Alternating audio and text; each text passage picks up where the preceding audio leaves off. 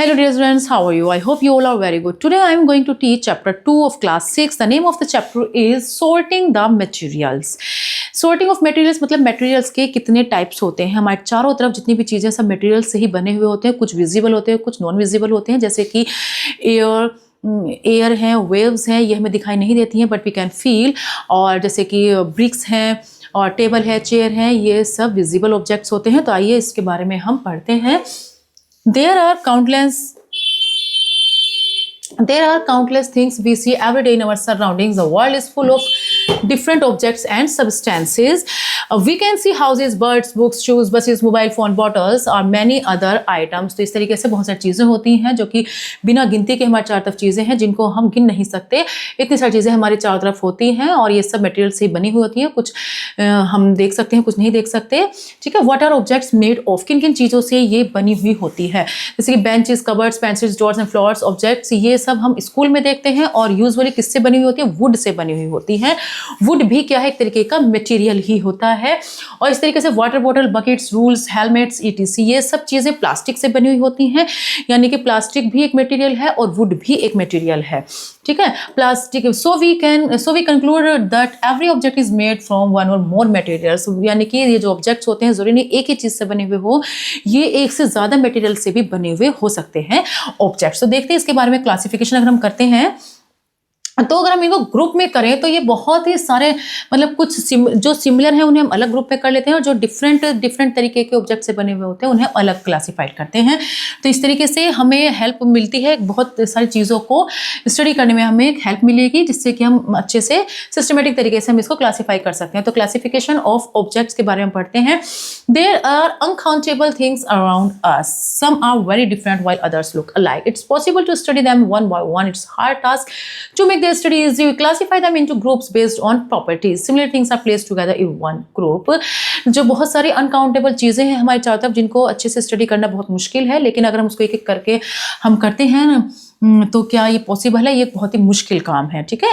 इसलिए हम इसको एक ग्रुप में इसको क्लासीफाई करते हैं और जो सिमिलर चीज़ें हैं उनको हम अलग रख देते हैं, अलग ग्रुप में करते हैं. तो इस तरीके से जो ये हमारे मटेरियल्स होते हैं, दो तरीके के मटेरियल्स होते हैं, नेचुरल मटेरियल्स और man made materials. Natural materials वो होते हैं जो कि हमें नेचर से मिलते हैं और मैन मेड मटेरियल्स वो होते हैं जो कि मैन ने खुद बनाए हुए हैं. नेचुरल मटेरियल्स कौन से होते हैं? जैसे कि हनी है, लेदर है, सॉइल है, कॉटन, क्ले, जूट, ये सब हमारे नेचुरल मटेरियल्स होते हैं. मैन मेड मटेरियल्स कौन से होते हैं? Nylon, plastic, cement, steel, paper, ये सब हमारे मैन मेड नेचुरल मटेरियल्स होते हैं. तो नेचुरल मटेरियल्स को भी हम 2 टाइप्स में डिवाइड कर सकते हैं, प्लांट्स और एनिमल्स. और इनको भी हम अरेंज कर सकते हैं फिर छोटे छोटे ग्रुप्स में. तो इस तरीके से हम देखते हैं कि मटेरियल्स की भी कुछ अपनी प्रॉपर्टी होती है जिसकी वजह से हम उन्हें ग्रुप में क्लासीफाई कर सकते हैं. तो हम इसके बारे में पढ़ते हैं, इसके मटेरियल्स की प्रॉपर्टीज़ के बारे में. Before we know the properties let's recall what matters. Matters सबसे पहले प्रॉपर्टी पढ़ने से पहले हम देखते हैं मैटर होता क्या है. तो matter is anything which has weight and occupies space. हर वो चीज़ जिसका मास होता है और जो एक जगह घेरता है वो सब मटेरियल्स होते हैं. ठीक है. चाहे वो कुछ भी हो. एयर ही लीजिए, भले वो दिखाई ना दे लेकिन एयर का मास भी होता है और वो ऑक्यूपीज स्पेस भी करता है, मतलब जगह भी वो घेरता है. ठीक है. तो इस तरीके से मैटर को हम 3 फॉर्म्स में हम डिवाइड कर सकते हैं. उनके कैसे उसके मोलिक्यूल्स के फॉर्म में हम उसको अरेंज कर सकते हैं. मैटर्स 3 मेन फॉर्म्स होती हैं. उनके मोलिक्यूल्स के अकॉर्डिंग हम उसके 3 मेन फॉर्म्स होती हैं. जब मोलिक्यूल्स बहुत देखिए सॉलिड, लिक्विड और गैस, ये तीनों जो है मैटर होते हैं हमारे. और इन सब की अपनी अलग अलग प्रॉपर्टी होती है. जैसे कि जब मॉलिक्यूल्स बहुत छोटे होते हैं और बहुत ढीले ढीले अरेंज होते हैं तो उस मैटर को लिक्विड कहा जाता है. और जब मैटर बहुत पास इकट्ठे होते हैं और बहुत टाइटली जुड़े हुए आपस में बंधे हुए होते हैं तब उसको सॉलिड कहा जाता है. सॉलिड के एग्जांपल हैं जैसे कि वुड, स्टील, स्टोन, कॉइन्स, ये सब सॉलिड के एग्जांपल्स हैं. बहुत हार्ड होते हैं, इनकी शेप और साइज फिक्स होती है और ये शेप साइज इनकी फिक्स होती है और ये हार्ड होते हैं. वैसे कुछ सॉफ्ट भी होते हैं कुछ सॉलिड्स और इनकी फिक्स शेप साइज होती है. ठीक है. और ऐसे ही जो लिक्विड्स होते हैं ये वाटर है, मिल्क है, पेट्रोल, जूस होती है, इनकी कोई शेप साइज फिक्स नहीं होती. जिस कंटेनर में भी रखे जाते हैं उसी की शेप कंसिस्ट कर लेते हैं. When the molecules are very far one another and move freely, जब molecules बहुत ज़्यादा दूर होते हैं और फ्री होते हैं, मतलब कहीं भी इधर उधर जा सकते हैं, तब उसको गैस कहा जाता है उस मैटर को। For example oxygen, nitrogen, carbon dioxide, ये सब क्या है, हमारे गैस के एग्जाम्पल हैं। तो gas don't have a fix shape, कोई फिक्स शेप इसकी नहीं होती है और ना ही इसका कोई फिक्स वॉल्यूम होता है, ये चारों तरफ फैली हुई होती है। तो मैटर ऑफ प्रॉपर्टीज हम पढ़ते हैं, हमने पढ़ा मैटर क्या होता है, सॉलिड, लिक्विड और गैस, ये तीन तरीके के मैटर होते हैं जिसकी फिक्स शेप होती है, और मॉलिक्यूल्स पास होते हैं वो सॉलिड होता है, जिसके थोड़े दूर होते हैं वो लिक्विड होता है, और जिसके फ्री होते हैं मॉलिक्यूल्स वो हमारा लिक्विड होता है। ठीक है, तो अब मैटर्स ऑफ प्रॉपर्टीज हम इसके बारे में पढ़ते हैं। इसके कुछ इंपॉर्टेंट प्रॉपर्टीज देखिए यहाँ पर हैं, जैसे कि अपीयरेंस, मटेरियल्स जो होते हैं हमें दिखाई देते हैं, है ना, वो मटेरियल्स होते हैं जो कि हमें दिखाई देते हैं, जैसे कि क्लॉथ हैं, वुड्स हैं और आयरन्स हैं। ये क्या होते हैं, हमें for example paper does not look like, भले पेपर क्या होता है, देखिए सब एक दूसरे से डिफरेंट भी होते हैं। अपीयरेंस जो दिखने में एक दूसरे से जरूरी नहीं हो सेम ही हो, कुछ अलग भी हो सकते हैं, जैसे कि पेपर है, पेपर क्लॉथ की तरीके से नहीं है, क्लॉथ वुड की तरीके से नहीं है, सब एक दूसरे से डिफरेंट है, लेकिन फिर भी ये क्या है, मटेरियल्स हैं। आयरन क्या होता है, कॉपर से डिफरेंट होता है या एल्यूमिनियम से डिफरेंट होता है, और सेम उसी टाइम से आप कह सकते हैं कि कुछ मटेरियल्स जो होते हैं सेम होते हैं, जैसे कि कुछ चीज़ों में ये देखने में तो डिफरेंट होता है, लेकिन कुछ चीज़ों में इनकी जो क्वालिटी होती है, जो इनकी प्रॉपर्टी होती है वो सेम होती है। जैसे कि आयरन, कॉपर और एल्यूमिनियम है, ये कुछ तरीकों से ये सेम होता है, जबकि जो पेपर और वुड है वो सेम नहीं होते हैं, प्रॉपर्टी से भी सेम नहीं होते हैं।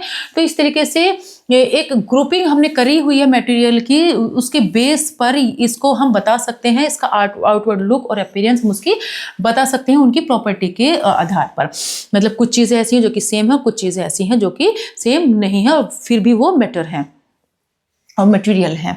लस्टर, जो हमारे मटेरियल्स होते हैं उनके अंदर लस्टर भी होते हैं। लस्टर मतलब होते हैं एक तरीके की चमक होनी, है ना। तो कुछ सब्सटेंस कैसे होते हैं, नेचुरल ही शाइनफुल होते हैं, उनका जो सरफेस होता है उनमें से चमक मारती है, और इसलिए उसकी उस चमक को क्या बोला जाता है, लस्टर बोला जाता है। और कोई भी सब्सटेंस जितनी ज़्यादा चमकता है उसके अंदर उतनी ही लस्ट्रस होता है, जबकि कुछ बिल्कुल भी नहीं चमकते, जो बिल्कुल भी नहीं चमकते हैं, जिनके अंदर बिल्कुल भी चमक नहीं होती है, उनको नॉन लस्टर्स बोला जाता है। जैसे कि स्पून होती है, वो खूब अच्छे से चमकती है जब उसको साफ कर देते हैं, लेकिन दूसरी तरफ लकड़ी है, लकड़ी भी एक मटेरियल ही है, लेकिन लकड़ी को अगर हम कितना भी साफ कर ले तो उसमें से चमक नहीं मारती है। ठीक है, ठीक उसी तरीके से सिल्क का क्लॉथ होता है, उसके अंदर चमक होती है। दूसरी तरफ जो वुलन क्लॉथ्स होते हैं उसके अंदर ऐसी शाइन नहीं होती है जैसे कि सिल्क वाले क्लॉथ के अंदर होते हैं। तो इस तरीके से मेटल और सिल्क क्या होते हैं, उनके अंदर लस्टर्स होती हैं, जबकि वुड और वूल नॉन लस्टर्स होते हैं, यानी कि उनके अंदर शाइन नहीं होती है। मेटल्स कौन कौन से होते हैं, मेटल्स होते हैं गोल्ड, सिल्वर, स्टील और आयरन। इनके अंदर क्योंकि शाइन होती है और उनका जो सरफेस होता है बिल्कुल क्लीन होता है, इसलिए मेटल्स होते हैं।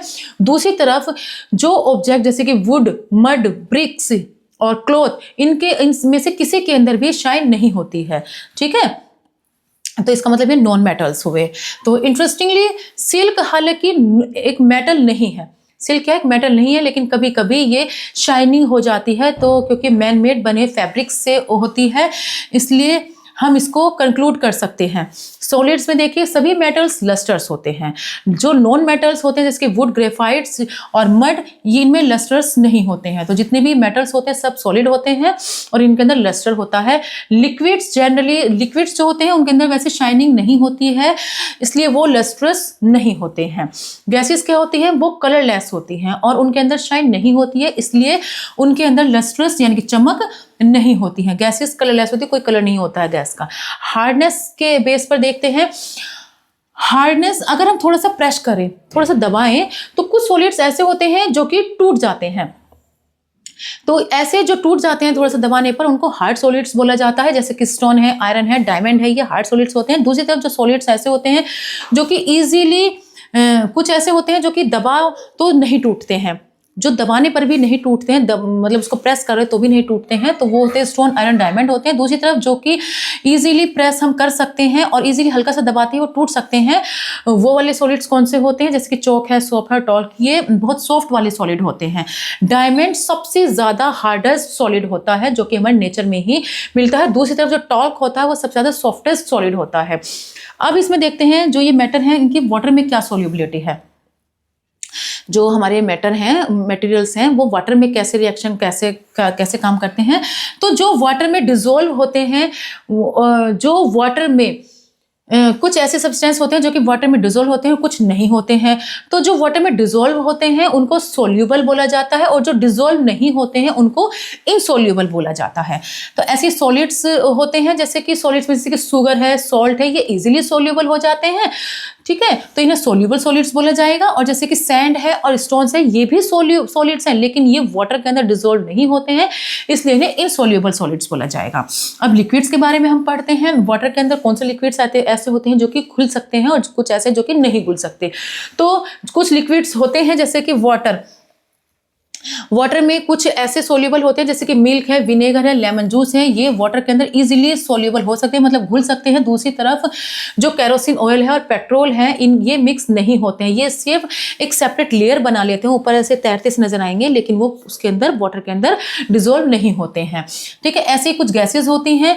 Most gases are insoluble in water, ज्यादातर गैसेज जो होती हैं वाटर में घुलती नहीं है, लेकिन ऑक्सीजन और कार्बन डाइऑक्साइड वाटर में कुछ हद तक घुल जाती है, मतलब एक तरह घुली रहती है। ऑक्सीजन जो होती है वाटर में, जो जैसे ये वाटर होते हैं, इनके जो ये वाटर होते हैं इनके अंदर जो हमारी ऑक्सीजन होती है वो घुली हुई होती है, और इनके वाटर के अंदर जो घुली हुई ऑक्सीजन होती है, उसी ऑक्सीजन को जो वाटर के अंदर एनिमल्स रहते हैं वो उसको उसी ऑक्सीजन को लेने वाला काम करते हैं, मतलब यहीं से वो ऑक्सीजन लेते हैं वाटर के अंदर से, क्योंकि वाटर के अंदर ऑक्सीजन घुली हुई रहती है। कार्बन डाइऑक्साइड भी प्लांट्स को हेल्प करती है, फोटोसिंथेसिस बनाने में हेल्प करती है, क्योंकि कार्बन डाइऑक्साइड से ही प्लांट अपना खाना बनाते हैं। खाना बनाने के प्रोसेस को फोटोसिंथेसिस बोला जाता है। डेंसिटी क्या होती है, कुछ ऑब्जेक्ट्स डूब जाते हैं तो डेंसिटी के बेस पर ही वो डूबते हैं। तो ऐसे सब्सटेंसेस, कौन से ऐसे सब्सटेंसेस होते हैं, तो डेंसिटी के बेस पर हम कैसे कह सकते हैं कि वो डूब सकते हैं और नहीं डूब सकते। तो इसके बारे में हम पढ़ते हैं। जो सब्सटेंसेस हैवियर होते हैं वाटर से, है ना, यानी कि जिसकी डेंसिटी वाटर से ज़्यादा होती है वो डूब जाते हैं, जबकि जिनकी लाइट होती है वाटर से डेंसिटी, वो नहीं डूबते हैं, ठीक है। फॉर एग्जांपल जैसे कि एक लकड़ी के बने हुए लॉग होता है, वो वाटर पर फ्लोट करता है क्योंकि उसकी जो डेंसिटी होती है वाटर से कम होती है। दूसरी तरफ चाहे एक स्मॉल आयरन ही क्यों ना हो, एक आयरन नेल, मतलब एक सुई जैसे भी कोई चीज़ हो, तो वो डूब सकती है क्योंकि उसकी डेंसिटी वाटर से ज़्यादा होती है। एक बड़ा सा शिप होता है, हालांकि वो जो लोहे का बना हुआ था वो तैरता है, क्यों, क्योंकि जो उसकी जो शेप होती है, उसकी जो होलो शेप होती है लोअर से, ओवरऑल उसकी डेंसिटी फिर वो कम हो जाती है वाटर से, तो इसलिए वो तैर सकता है, ठीक है। तो ये डिपेंड करता है डेंसिटी पर। तो देखिए इसमें यहाँ पर जो सॉलिड्स होते हैं, इसके जो ये मॉलिक्यूल्स है कितने पास पास में है देखिए, और जो लिक्विड है इसके इन दोनों के कंपैरिजन में देखिए ये कितने दूर हैं, और जो गैस है इसके जो मॉलिक्यूल्स है कितने ज़्यादा दूर है, और कोई फिक्स शेप भी नहीं है, कहाँ के कहाँ इनके मॉलिक्यूल्स हैं, ठीक है। तो इस बेस पर भी हम सॉलिड लिक्विड गैसेज हम इसके कंपेरिजन करते हैं। नेक्स्ट ट्रांसपेरेंसी, कुछ चीज़ें ऐसी होती हैं जिसके दूसरी तरफ भी हम देख सकते हैं, और कुछ ऑब्जेक्ट्स ऐसे होते हैं जिनके दूसरी तरफ हम नहीं देख सकते, जैसे कि वुड है, वुड के दूसरी तरफ हम नहीं देख सकते। और जो चीज़ हम देख सकते हैं जैसे कि ग्लास है, कांच ग्लास होता है, तो उसके वाटर है, उसके दूसरी तरफ हम दूसरी चीज़ें देख सकते हैं, तो उसके बेस पर भी हम उसको विजिबल कर सकते हैं। तो जैसे कि देखिए जो चीज़ें हम देख सकते हैं क्लियरली, ऑब्जेक्ट्स के दूसरी तरफ जो चीज़ हम क्लियर देख सकते हैं उसको ट्रांसपेरेंट बोलते हैं, जैसे कि ग्लास।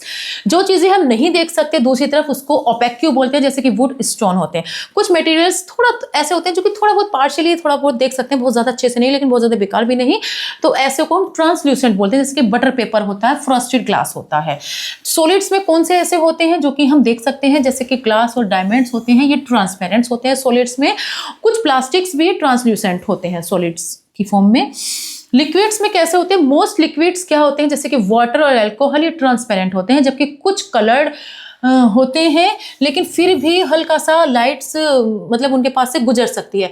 सभी गैसेस जो होती हैं ट्रांसपेरेंट होती हैं, क्योंकि इनके पास से एयर गुजर सकती है। तो गैस क्या हुए हमारे ट्रांसपेरेंट हुए, यानी कि हम दूसरी तरफ इनके हम चीज़ें देख सकते हैं। हमारे चारों तरफ एयर होती है, एयर में गैस ही होती है, लेकिन फिर भी हम चारों तरफ इसको देख सकते हैं। ठीक है, तो इस तरीके से हम कह सकते हैं कि गैस क्या होती है, ट्रांसपेरेंट होती हैं।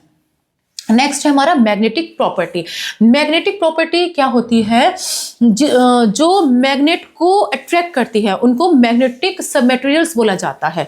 ठीक है, जो वे सब्सटेंसेस जो मैग्नेट की तरफ अट्रैक्ट होते हैं, मैग्नेट एक तरीके की चुंबक होती है जो मैग्नेट की तरफ अट्रैक्ट होते हैं, उनको मैग्नेटिक मटेरियल्स बोला जाता है। जैसे कि आयरन, कोबाल्ट और निकिल, ये हमारे मैग्नेटिक सब्सटेंस है। Most other solids, liquids and gases are non magnetic.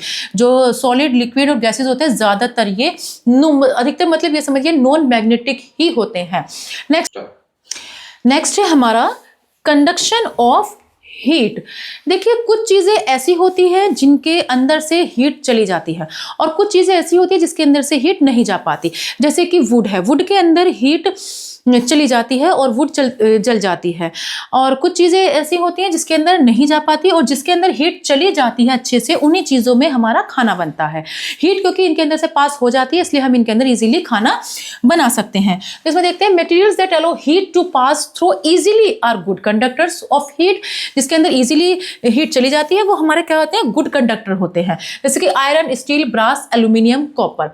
और इसी वजह से इन बर्तनों के अंदर ही, इन्हीं के बने हुए बर्तन, जो स्टील आयरन के ही जो बर्तन होते हैं, उन्हीं के अंदर हम खाना बनाते हैं और उन्हीं का यूज हम खाना बनाने में करते हैं।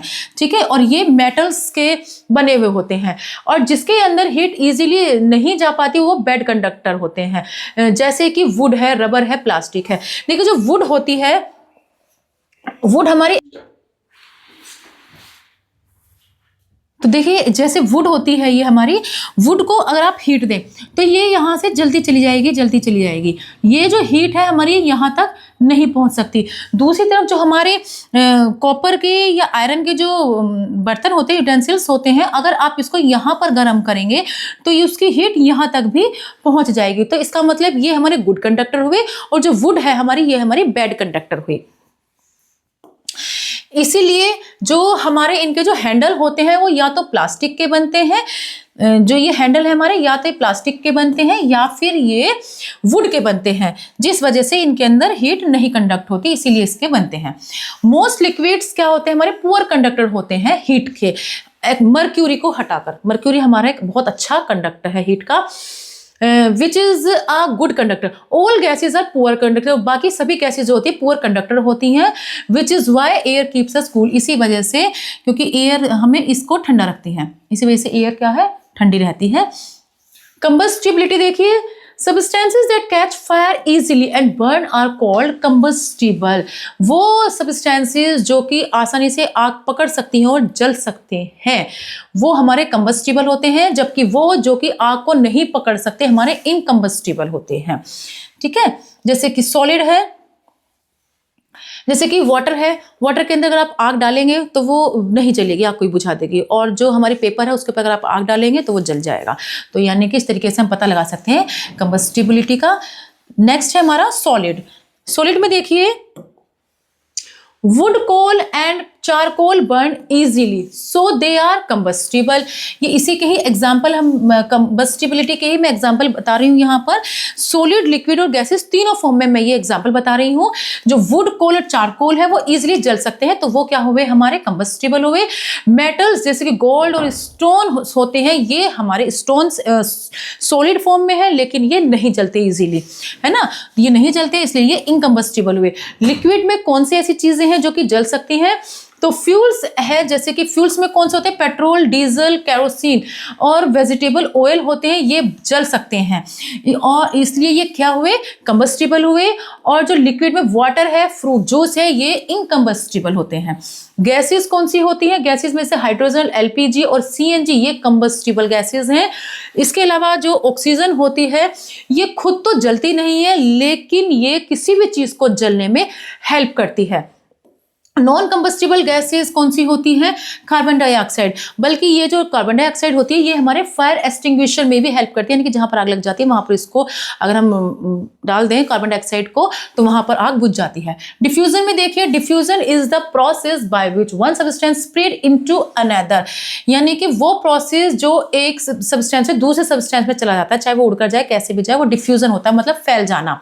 ठीक है, तो सॉलिड्स में कौन से है ऐसे जिसके अंदर डिफ्यूजन होता है?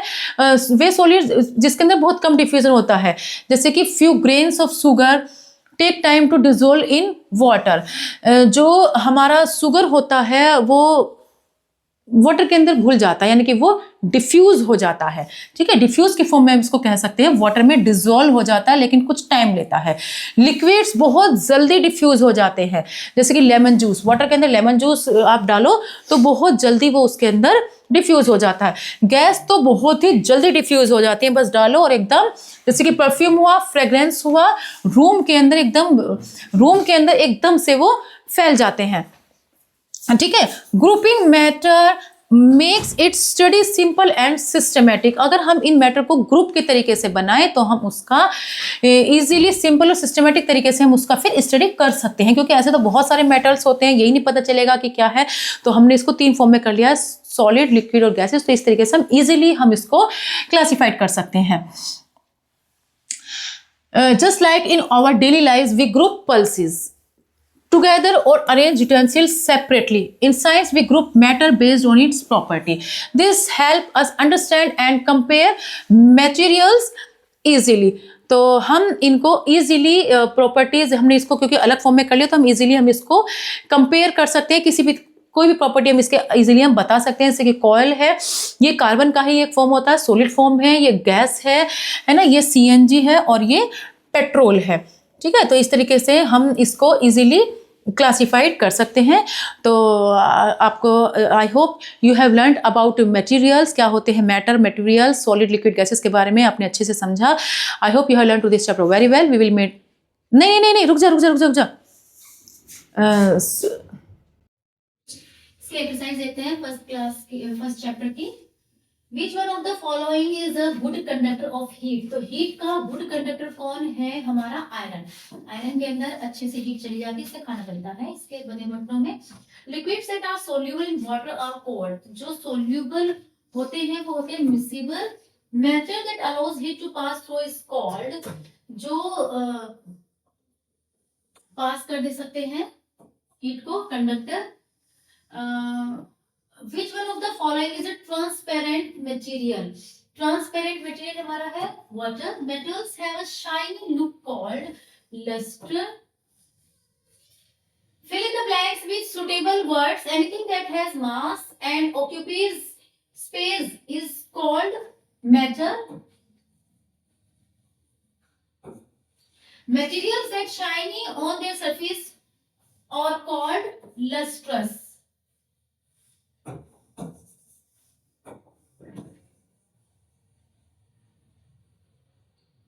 Lustrous is the hardest natural substance on earth, diamond. Next is substances that dissolve in water are called substances that dissolve in water are called soluble. Solubility. Yeah, soluble. ठीक है, वो होंगे इसके ये soluble. The property of catching fire easily in presence of oxygen is called combustibility. Combustibility.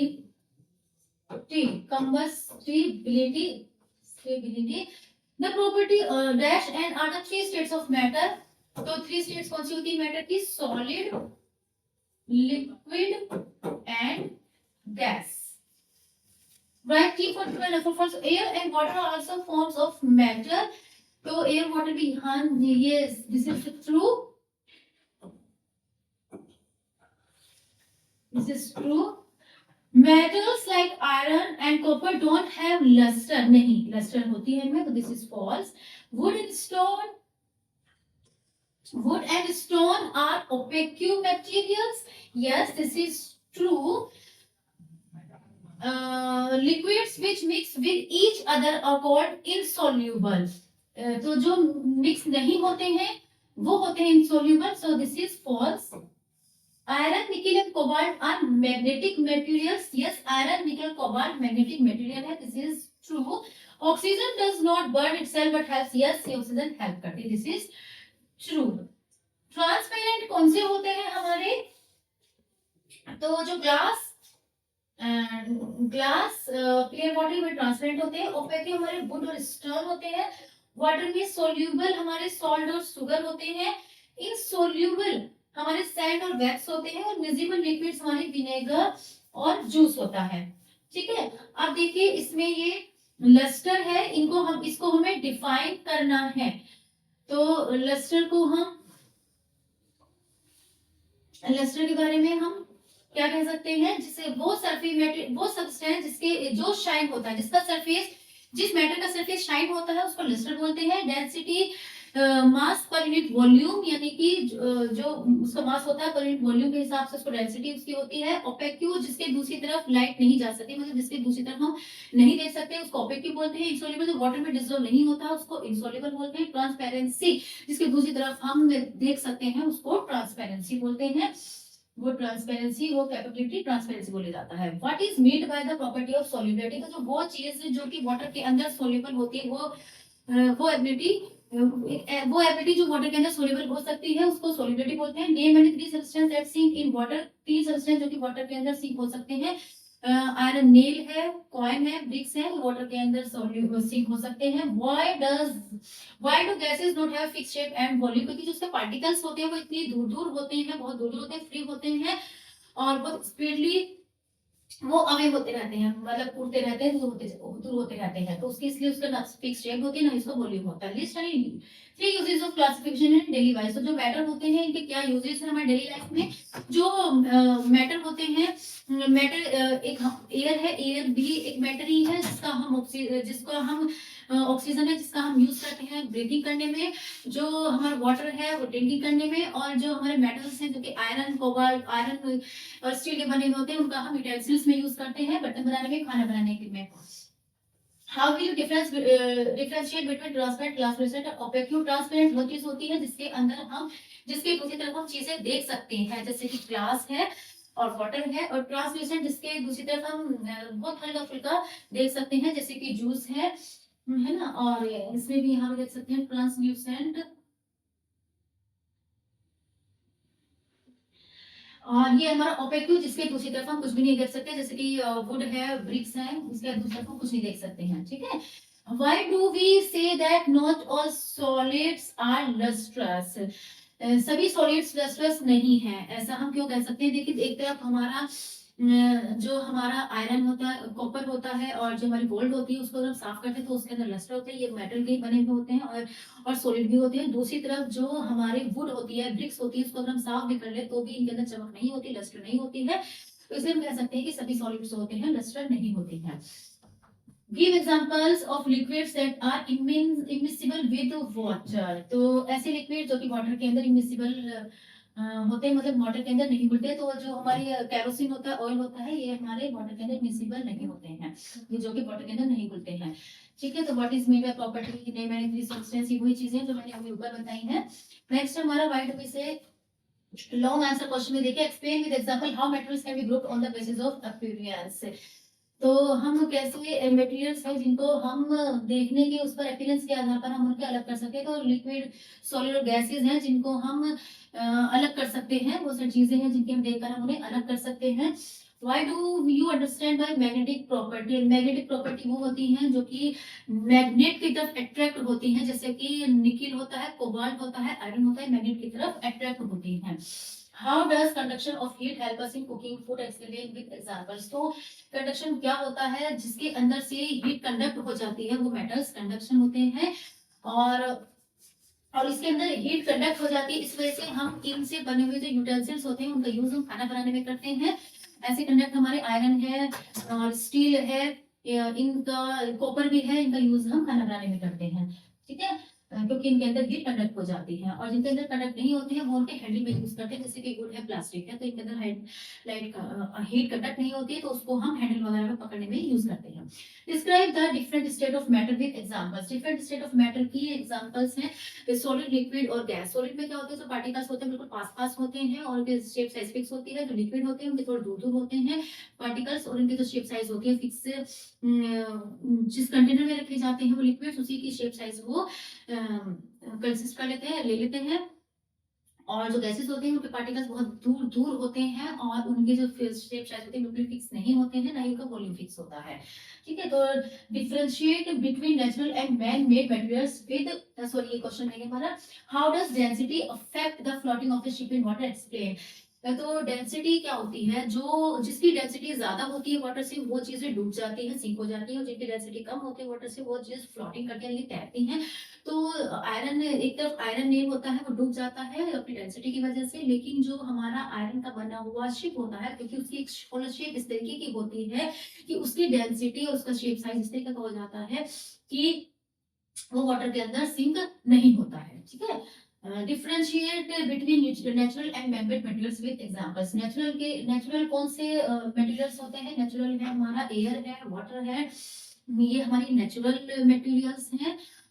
और cotton है, ये हमारे नेचुरल मेड्स हैं। और जो मैनमेड मटेरियल्स हैं, जो मैनमेड ने बनाए हैं वो है हमारे मैनमेड्स हमारे, जैसे कि सिल्क है, नेलोन है, ये सब चीजें मैनमेड ने बनाई है। तो मैंने इनके इसमें डिफरेंस भी कर दिया है, जो नेचर में मिलती है वो नेचुरल मटेरियल्स होते हैं, और जिनको मैन ने बनाया है वो मैन मेड मटेरियल्स होता है। ठीक है, why is classification of materials necessary in science explain in details. तो हमारे मटेरियल्स जो होते हैं उनका क्लासिफिकेशन करना क्यों जरूरी होता है। अगर हम सारे मटेरियल्स को ऐसे ही पढ़ेंगे वन बाय वन, तो ये इसके बारे में स्टडी करना हमारे लिए बिल्कुल पॉसिबल नहीं होगा, इसलिए हमने उनको ग्रुप वाइज उनके उनके अपीयरेंस और उनके जो प्रॉपर्टीज होती हैं उनके बेस पर हमने उनको क्लासिफाई किया है, उनको 3 ग्रुप में क्लासिफाई किया है, जैसे कि लिक्विड, सॉलिड और गैस। और इनमें भी कुछ चीजें ऐसी होती हैं जो कि प्लांट से मिलती है, कुछ एनिमल से मिलती है, इनमें भी कुछ ऐसे सॉलिड लिक्विड गैस होते हैं जो कि नेचुरल भी होते हैं, नेचर से भी मिलते हैं हमें, और जिन्हें मैन मेड ने भी बनाया है। ठीक है, तो इसलिए मटेरियल्स जो होते हैं बहुत ज्यादा जरूरी होते हैं क्लासिफाई करना, वरना हमें इन्हें इनका इनके बारे में स्टडी करना बहुत ज्यादा मुश्किल हो जाएगा। तो I hope you have learn this chapter very well. We will meet in next class. Goodbye, bye bye, thank you.